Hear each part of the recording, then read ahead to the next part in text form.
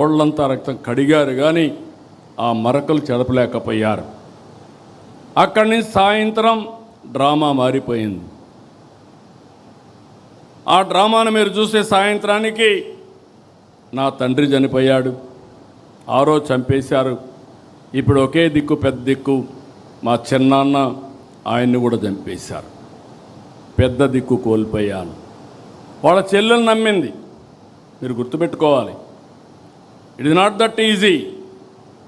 ఇలాంటి ఓసిడి జబ్బుండే వాళ్ళు ఏం చేస్తారనే దానికి ఇది ఒక ఉదాహరణ మాత్రం.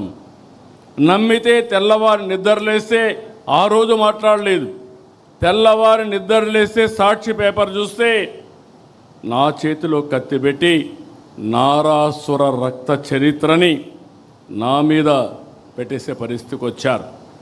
అదే రోజు మీరు గుర్తుపెట్టుకోవాలి, ఇవన్నీ బయట వస్తాయని కోర్టుకు పోయి, హైకోర్టుకు పోయి స్టే ఆర్డర్ తీసుకొచ్చారు, ఎవ్వరూ మాట్లాడకూడదని గ్యాగ్ ఆర్డర్స్ తీసుకొచ్చారు. అక్కడి నుంచి